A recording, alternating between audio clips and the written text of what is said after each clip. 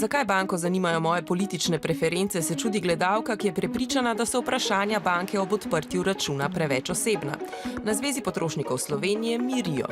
Banka ne sprašuje po nekih političnih preferencah, vas ne sprašuje, koga boste volili ali pa koga ste volili, ampak zgolj ali imate neko politično funkcijo. O politični izpostavljenosti banka potrošnike povpraša na podlagi zakona o preprečevanju pranja denarja in financiranja terorizma. Zakon opredeljuje, da so politično izpostavljene osebe lahko tudi bolj izpostavljene seveda raznim poskusom zlorab ali pa pritiskov in tako naprej. Gre v bistvu za ugotavljanje izvora denarja in potem tudi naprej, da se lahko sledi, od kod denar pride in kam gre, če gre za ljudi, ki so politično izpostavljeni.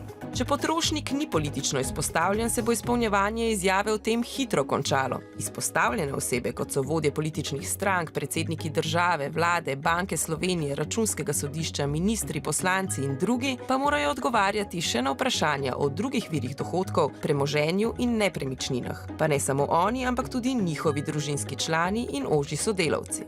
Kot družinski člani so pa opredeljeni zakonci, izvenzakonski partner, otroci, starši. Banke morajo od leta 2014, ko je naša država ZDA podpisala sporazum o preprečevanju davčnih utaj, od komitentov poizvedeti tudi, ali imajo ameriško državljanstvo oziroma ali so ameriški davčni zavezanci.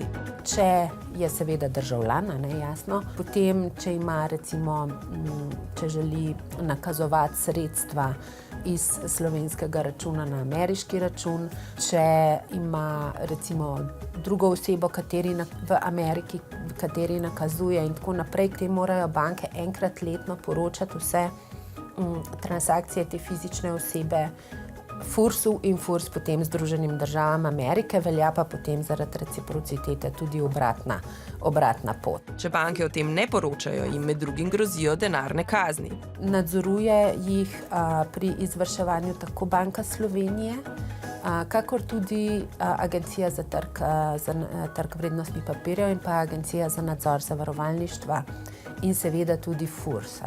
In še? Banka vas lahko vpraša tudi po drugih bolj osebnih podatkih, posebej recimo, če se zanimate za najem kredita, vas lahko vpraša o zakonskem stanu, o otrocih, o drugem premoženju in tako naprej. Odgovore na ta vprašanja lahko seveda zavrnete, a potem banka lahko zavrne tudi sodelovanje z vami. Niso pa banke v Sloveniji glede tega nič posebnega. Enaka vprašanja morajo zastaviti tudi banke v drugih državah članicah Evropske unije.